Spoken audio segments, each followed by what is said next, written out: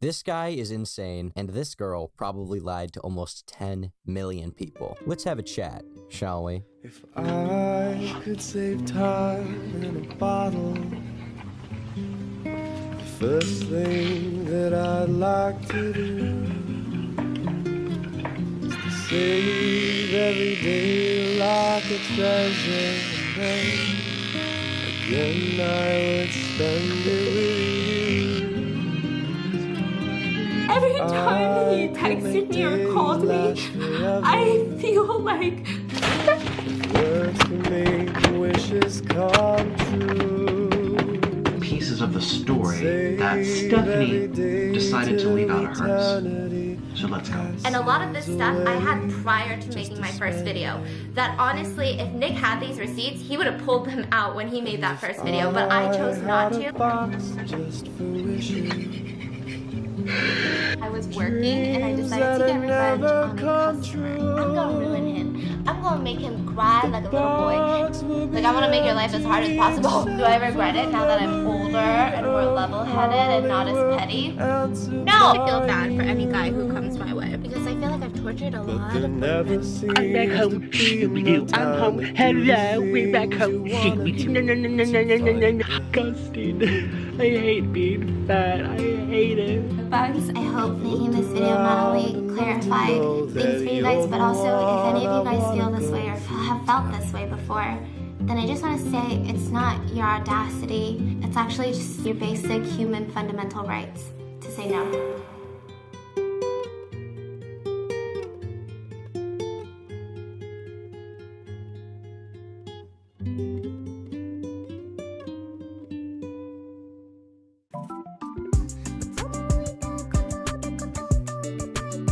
In the past few years, cancel culture has become a pretty prominent trend among online creators, with a number of YouTube stars being outed as bad people by those in their personal lives, the skeletons in their closet revealed for all to see. We've seen people like Shane Dawson, James Charles, ProJared, and Slazo have entire communities turned against them over the course of one day, only for these claims to be largely disproven. The unfortunate thing about this trend of false accusations being pushed is that it takes away the legitimacy that actual victims would have when trying to come out against their abusers who are in positions of power. It cheapens their ability to seek justice for what actually happened to them because they are lumped in with those who will lie about their situation for devious reasons. On December 21st of 2019, YouTuber Stephanie Sue posted a video titled "Why I Am Scared of Nikocado Avocado," in which she took 50 minutes to outline why he is a manipulator, had violated her privacy, abused his platform as a YouTuber, and bullied her. She also insinuated, or rather accused Nico of being a potential predator and a dangerous individual who should not be trusted with a platform. I texted it back and I said, again, I'm so sorry if there was any miscommunication and if I made you feel that way. I wanted to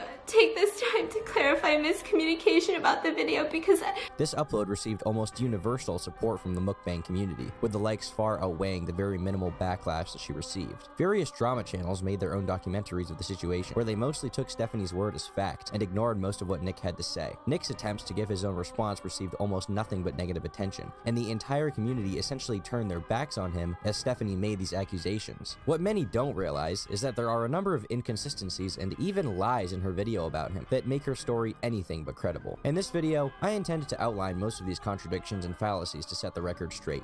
To understand exactly how she got away with it, we have to first outline some background information about those involved. Let's go back in time 1 year. Veronica Wang is a 26-year-old YouTuber from Toronto, Canada. As many of you can probably already guess, she also makes mukbang videos.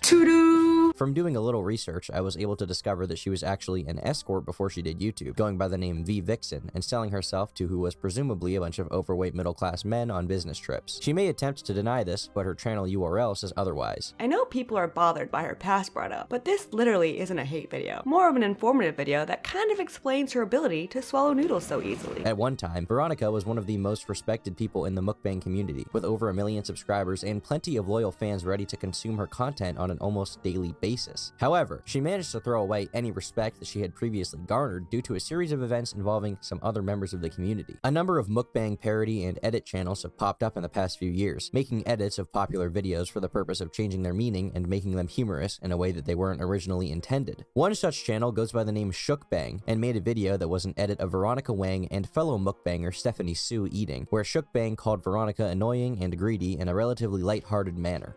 Stephanie's gonna do the honors today of cooking. I'm super excited because I've never had a Korean woman cook me. Do they freeze it? do they freeze in shredder? Is that how they get it like that? You can use brown sugar, but I don't really know what the difference is. Yeah, and I don't either. Any normal individual probably wouldn't care. Unfortunately for Veronica, she is neither smart nor tactful. This video is funny to me because I edited the original and found literally nothing wrong with it. We had a lot of fun, but people are still gonna take it the way they want to take it. They'll help more compilations come out, skull emojis. Veronica committed one of the few extremely deadly sins that any YouTuber can partake in, being copyright abuse. She struck down 2 of the videos that Shukbang had created about her, putting Shuk's channel in jeopardy of being terminated by YouTube for copyright violations. Once word spread of what Wang had done, most of the mukbang community turned against her, upset with her abuse of the system and her inability to take what is pretty clearly a lighthearted joke. One of her main detractors was Nikocado Avocado, a fellow mukbanger who is known for posting rather odd videos of himself crying and eating food.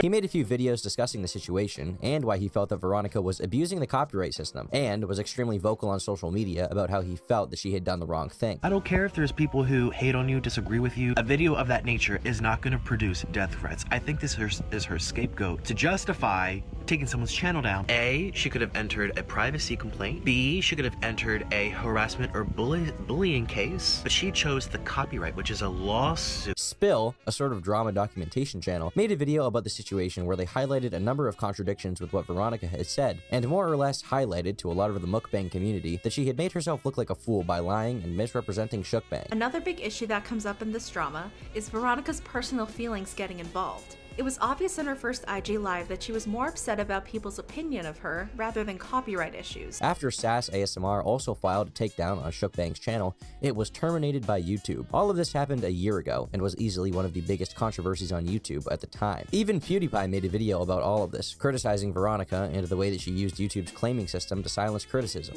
So the only one that's allowed to make fun of this person is herself and no one else. Great. Great message to show your fans. Veronica then apologized, albeit barely, and still held that she did not violate the copyright system. At one point, funnily enough, she posted an edit to her Instagram of PewDiePie talking about her, something which she herself had claimed would be illegal to do. Ironic. As she didn't see Shuk's videos as fair use. In the months following the incident, Nikocado Avocado would continue making videos about Veronica, where he discussed the situation at length. Veronica had her reputation tarnished because of a number of admittedly dumb decisions she had made that showed the quality of her character to be anything but stellar, exposing a fragile ego and childlike way of behaving underneath her attractive exterior. Fast forwarding to the end of the year, all had been relatively quiet in the mukbang community for a few months, and on the surface, it didn't look like any drama would be happening anytime soon. This peace would soon be broken by one of the biggest exposed videos that have ever been released to YouTube.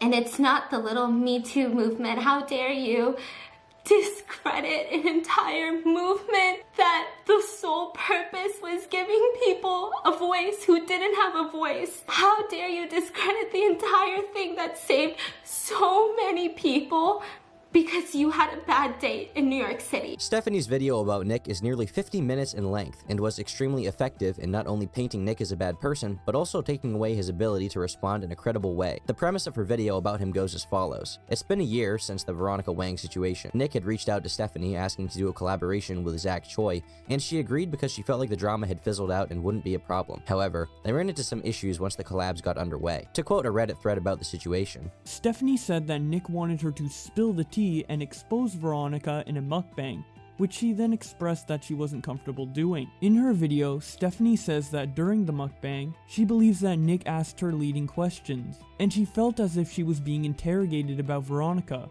Because of her discomfort, she cancelled the last collaboration she had with Nick, saying that she was in and out of sleep. and wouldn't be able to make it to shoot a video. Afterwards, she realized that Nick had been posting on Twitter and Instagram talking about exposing a YouTuber, and also on social media, he posted a video of himself with mukbangers Thean Lee and Hyun Eats, who were joking about being in and out of sleep. Stephanie had said she was sexually assaulted in the past, and said that Nick had triggered her because of that experience. She also said when they were filming a mukbang in her home, she had gone to the bathroom. And during the time she was in the bathroom, he had taken pictures in her house, and had looked up at the ceilings for security cameras.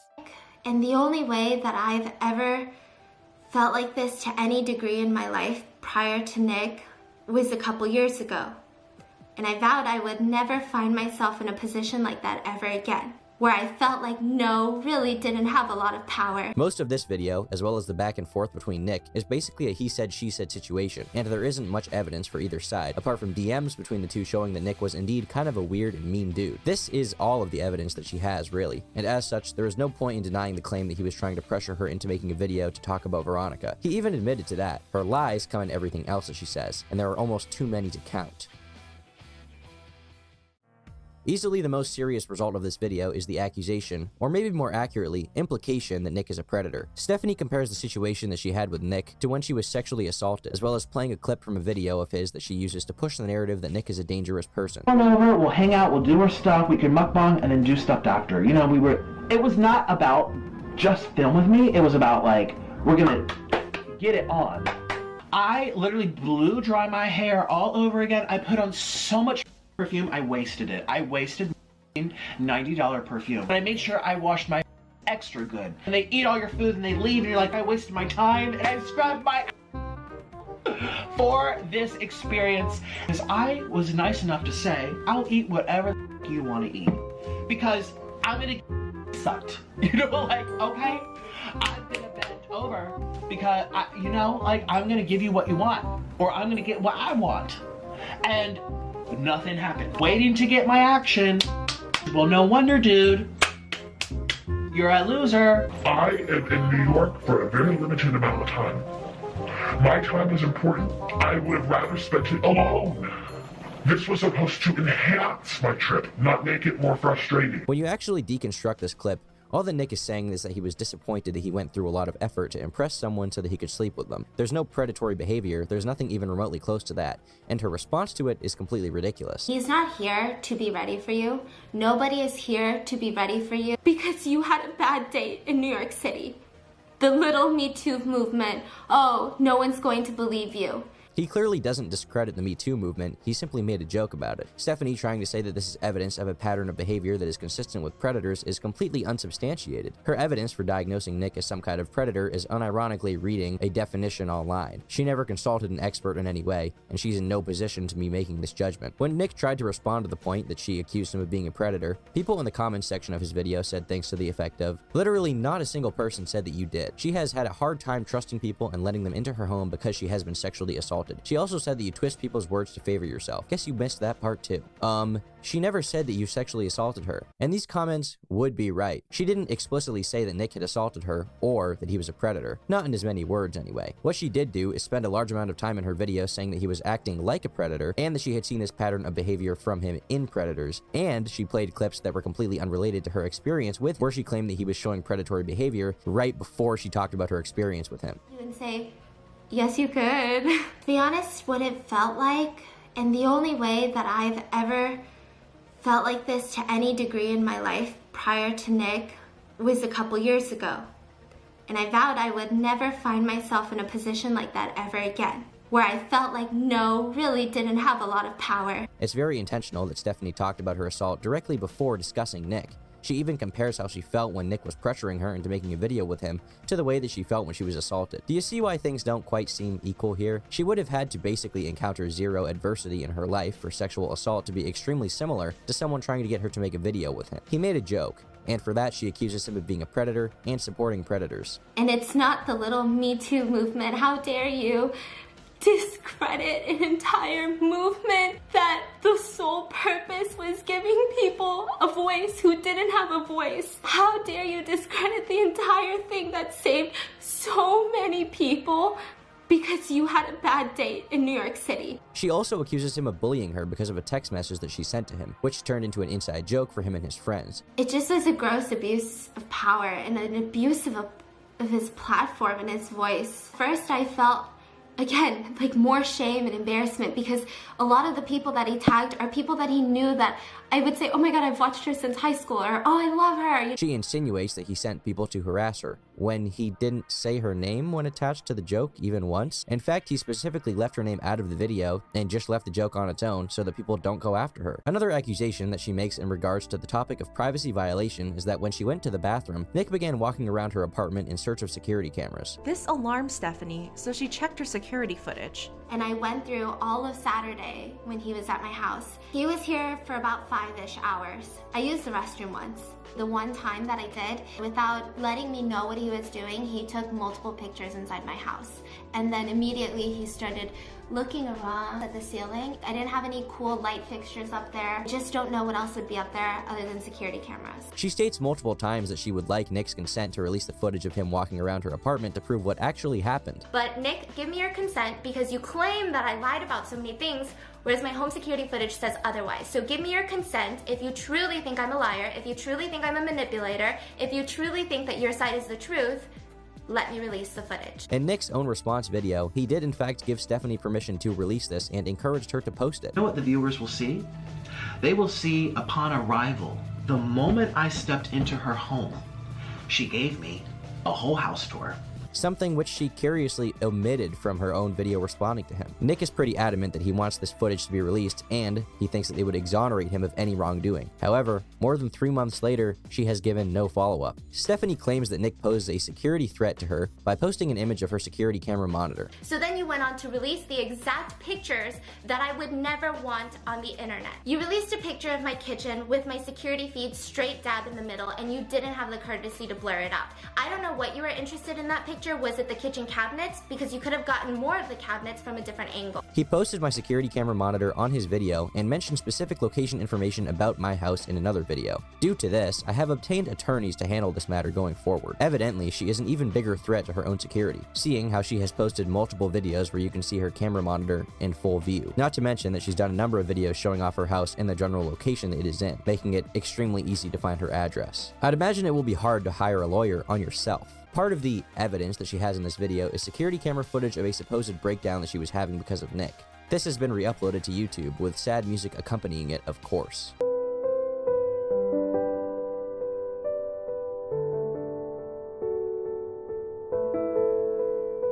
Now, this is very weird proof to post publicly because it doesn't really have anything to do with Nick. It doesn't prove anything about him or give any insight into his own behavior. In fact, in theory, it should be completely irrelevant to the accusations altogether. So what was the intention of including this in the video if it is supposedly about Nick? What was the intention of including either of the security camera footage clips? To make Stephanie look like a victim. I'd encourage you to take a look at a few interesting inconsistencies with her footage. I messaged Toad McKinley about the situation, and he brought something interesting to my attention. Firstly, take a look at this footage. Notice that the quality is pretty good, it's in color, and the text is slightly to the right of the top left-hand corner of the frame. In another video where she showed security camera footage, you can see that the video was black and white, and the text is in a different place, as well as being 2 different colors. However, the font is the same. It almost appears to me as if this footage was created explicitly for the purpose of this video with a different camera. But this alone isn't evidence that Stephanie was trying to make herself look like a victim in order to establish good faith and sway public opinion. Take a look at the thumbnail of the video. It's no coincidence that it is a picture of Stephanie looking sad. YouTube provides 3 auto-generated thumbnails when you upload a video, with the option to upload a custom thumbnail. When watching this entire video, I was not able to find anywhere that her face matched this expression. This means that she faked a face where she was crying, for the purpose of making the thumbnail, or she had her fiancé explicitly take a picture of her being upset for the purpose of the thumbnail. She even sensationalizes her own sad reactions at the beginning of the video by showing clips of Nico, spliced together with a clip of her crying, a clip of her breakdown, and then a static effect with a hard cut to a normal video of her being happy. In and out of sleep. In and out of sleep. In and out, in and out. Hopefully you can trust me now. I do. Yeah, you do. Yeah, I do. Good. Whole Me Too movement. Hashtag me too. Hi. So I haven't really posted on this channel in the past couple of days or my other channel, and While it may seem somewhat petty at first, it's also worth noting that throughout the video, Steph goes from crying to laughing and making fun of Nick pretty quickly, having no issue switching between the two emotions on a whim. You'd think that if her feelings were genuine, then she would have a harder time finding the humor in it all, and instead would be on the brink of having another mental breakdown, considering the subject material. Not to mention that her crying here appears different from every other instance of her crying that we have been able to find. These tears are much more real. She's constantly messing with her nose, her eyes are very wet, she isn't switching her entire persona, and she's sniffling constantly because her nose is actually running. feels lame. And I can't forget, like, She's wiping her eyes a lot more because she's actually crying. In fact, in this video about Nick, we don't see her shed a single tear. In every other video where she is crying, she has them streaming down her face and is struggling to stay composed. this is a shame of, why did you even stay for the third video? Why did you even laugh with him? Why didn't you tell him, no, Nick, I don't want this? If she was really that torn up about the situation, then it's unlikely that she would use the tags of the video to mock him. Hi, Nick. I know you're seeing this. Do these really seem like things that a victim would say, directly taunting the man who she's accusing of being a predator? Why would she like Nick's post about how he would fire back at her? Unless she was trying to signal to him that she was getting away with it. This was not supposed to be drama. This was supposed to be me voicing my concern for my safety, my home privacy, and how I felt about another creator abusing their platform. Allow me to ask the viewers at home a question. If this video wasn't supposed to be drama, then why would you frame the video exactly as a drama video? If this was intended to be a serious video, why would you make fun of Nick in the video and bring up unrelated topics? To make fun of it. They know the story, and If this video was intended to be serious in nature, why would you poke fun at his stutter and inability to talk? Wasn't this supposed to be a serious video about someone abusing their platform? Why would you title your follow-up video, How Nikocado Manipulated Us All? Why even respond to Nick when he had entirely been ratioed into the stratosphere by your fans? If you had no intention of profiting off of this, why did you link your merch in the bio of the video and spend your entire video wearing your own merch? Why would she make a video called Moving On, where she makes merch from the situation? Wasn't this a super traumatic experience where she was bullied and felt pressured? If she was so emotional and this video wasn't drama, if these videos were meant to have a genuine message about why Nick is such an awful person, what is the purpose of making merch explicitly off of the situation? I don't think it's a coincidence that the money from this merch is going to charity.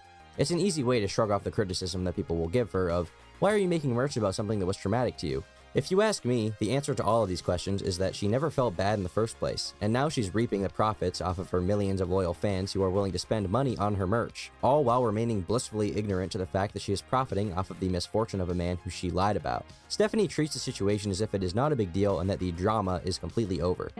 We're just gonna jump into it because today's video, I never thought that I would ever be making this video, because when I said that I wanted to move on, I really truly did want to move on. I wanted to work on healing myself, trying to turn something bad into something somewhat positive, and just try to be happy again. I'm moving on with mukbangs. I'm moving on with my life, with my freaking vlogs, with Instagram. I'm gonna be a TikTok star. I'm just kidding.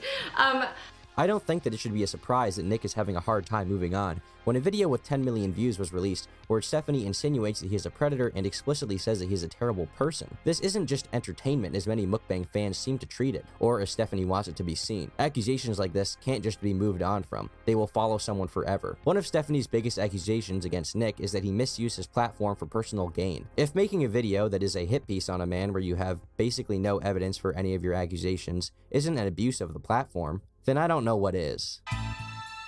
In her original video, Stephanie says that Nick recorded her without consent and that this was illegal. And the audio clips that he posted on his story, audio clips, I got alarmed because I felt weird about that. I never consented to any audio clips. So that means these were illegally recorded? In her follow-up, she says this. I never implied that Nick sexually harassed me. I never implied that Nick did anything illegal. I never implied that Nick committed crimes towards me or towards anybody else. So, yes, you did imply that he did something illegal. You cited California law in reference to your accusation that he was courting you without permission. That is what implying means. She said that she asked Nick a number of times not to post footage and that he did it anyway. Post the footage, because at this point we were even scared to ask you to not post it.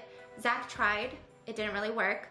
And so at 2:58, Zach said, I honestly don't think he cares that he's gonna look bad. Also, I don't think he gets it either. I was telling him the whole time after how it was going to be perceived, but he didn't seem to get it and just chalked it up to his audience being dumb. Based on the evidence that she herself gave, this is a gross mischaracterization of the situation. She never actually asked him. She just very lightly suggested to Nick what her thoughts were, and when he disagreed, she didn't press the issue anymore. How can you expect anything to change when you yourself are not telling him what you want? Clearly, he did nothing wrong in this specific situation because he couldn't have even known what you wanted. You didn't tell him. Him being bad at communication or being a little headstrong isn't grounds to make a 50-minute video about him calling him a predator.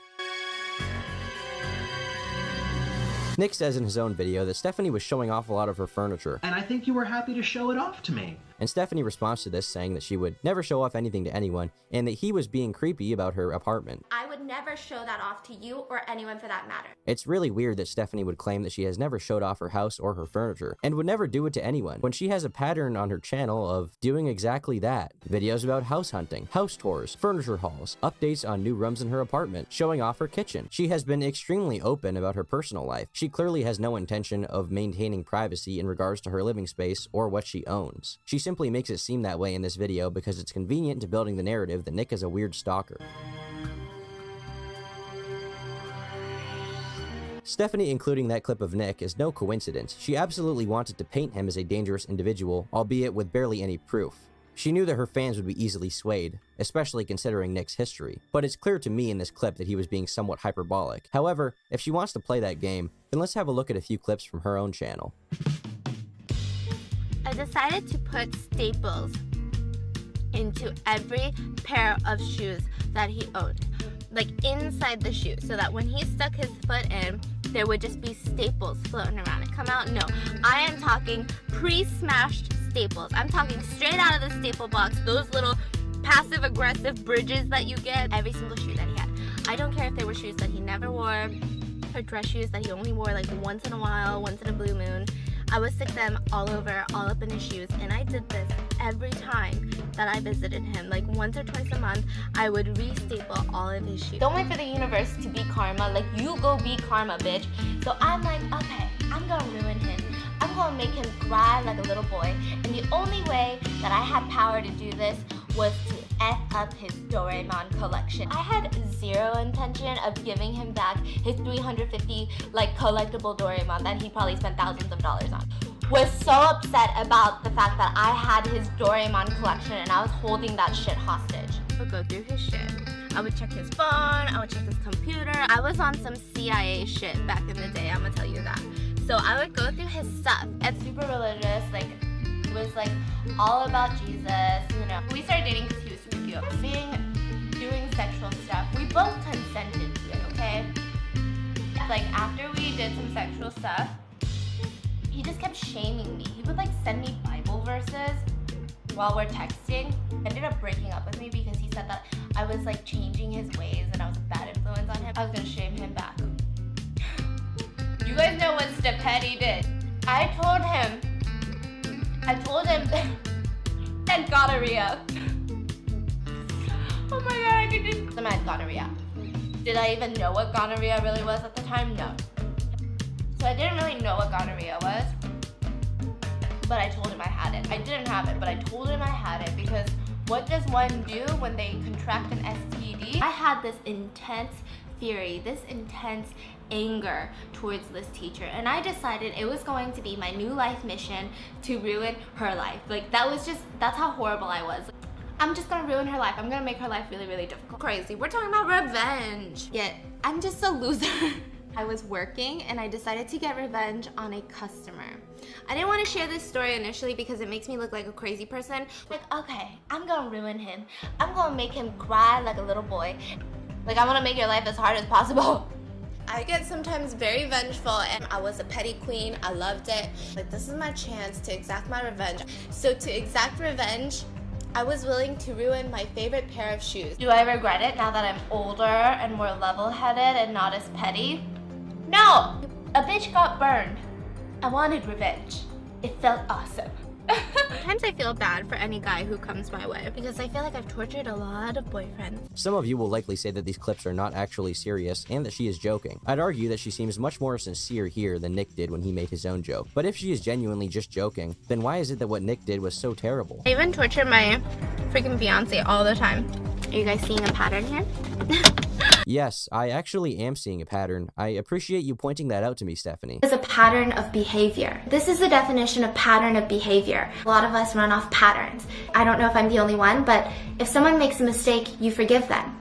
But if they continue to do the same thing over and over and over again, and they hurt people every single time, I think that's very dangerous, and I think that's very alarming. In her own videos, by her own accord, Stephanie has shown a very consistent pattern in her life of being vengeful and deceitful towards people in her personal interactions with people she is close with. These videos of her crying and being understanding towards people are a complete 180 from her normal content, during which she tends to act like a manipulative narcissist who struggles to form long-term relationships because of the way that she acts when she doesn't get her way. It's very clear from her videos that she has a history of getting revenge on people. Is it ridiculous to think that she would want to take revenge on Nick and to see him suffer? She's admitted to faking emotions to get back at people on her own channel. It wouldn't be a surprise to me if she faked it in this video. My mom actually says I look better now than when I did when I was vegan. And I'm like, Mom, but I am hog roast. Did I ever tell you the definition of insanity?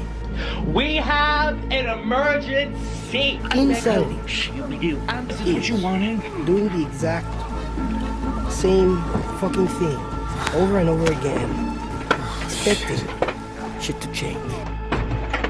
I have had it up to here. I'm about to go off. Let's analyze the optics of this situation a bit more. Now that we've established that Stephanie has failed to keep her story straight and is clearly being, at the very least, extremely misleading, and at the most, outright lying, we have to ask why she was able to get away with it so effectively. I think the answer comes in just looking at the two.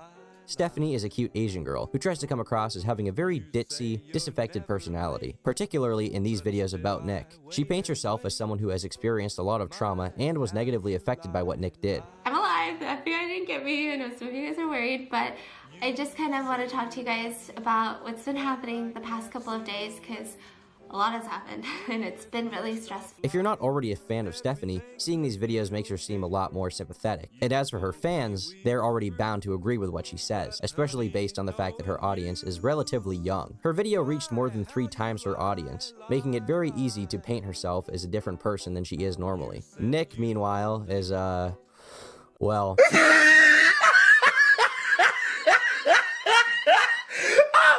Top of his head. There's just no way of getting around the fact that Nick is overweight and constantly greasy. He doesn't come across as very attractive in his videos. Look at his lips.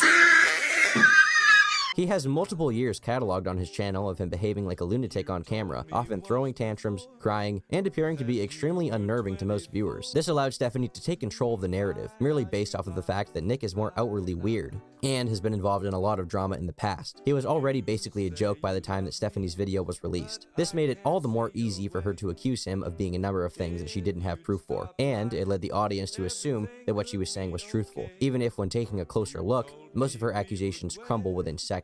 To put it more simply, if anyone was to be exposed in the mukbang community for being a weirdo, it had to be Nick. He just comes across like one of the usual suspects. It doesn't help that the only people defending him are also in the same boat, and no one will hear them out, even if what they're saying is right. You must be thinking to yourself, this is some crazy drama to get so many views. It's actually kind of petty. It's like, there's not much here. When this happened, I didn't even report on it because there's not much there. If you ask me, what genuinely happened here is that Nick was trying to pressure Stephanie into making a video about Veronica where they would both trash talk her and share their own experience, as he was still angry about the Shukbang situation. When she did not give in immediately, he became frustrated and began trying to leverage various things against her to get her to make the video with him. Stephanie, fearful for her own reputation, also saw an opportunity to level Nick, so she made a video about him where she accused him of being manipulative and threw a bunch of unrelated accusations in there to make the blow all the more damaging. 9 million views later, and she's doing better than ever, with 9 million people now thinking that Nick is some kind of vicious monster, with no proof. She has a very hard time keeping the intention of the video straight. Sometimes it's drama, sometimes it's about a YouTuber abusing their platform and being horrible for it, but when she doesn't want to discuss it, oh, it's over now. We don't need to talk about that. No, Stephanie, it's over for you.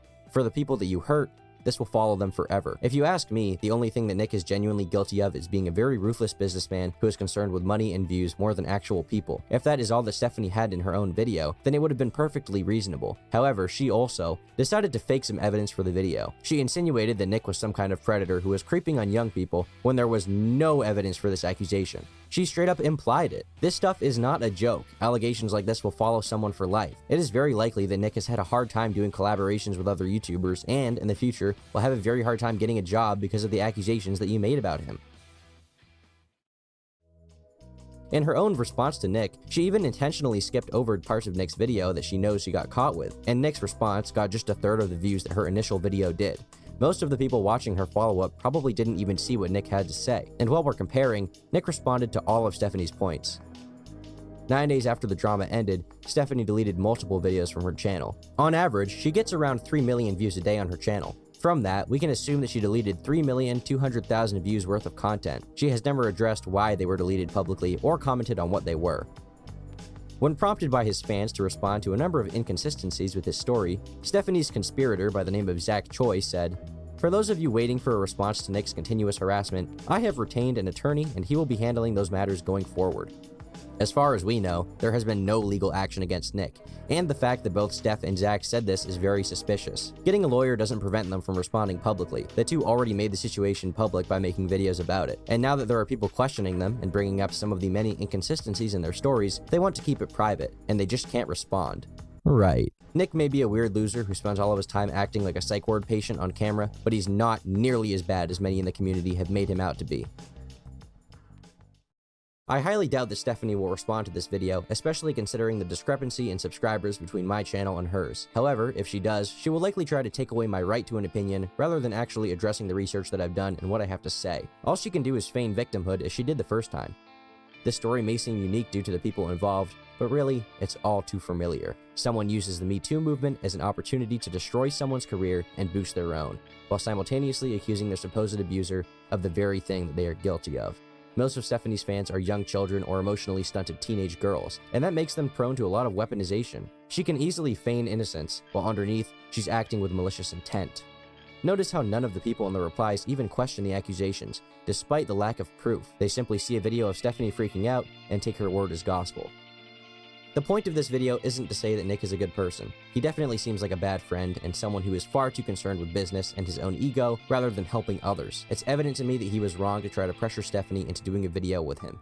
But Stephanie Sue is a liar who took advantage of an opportunity to bury someone's reputation, something that Nick likely will never come back from. And the mukbang community is willing to eat up this drama and jump from creator to creator on a whim. Watching drama from these people is like watching two seagulls fight over a french fry. Both seagulls are gross to look at, and you know there's something viscerally grotesque about what you are witnessing, but you continue anyway. Ultimately, the result doesn't matter to their fans, as long as they're entertained.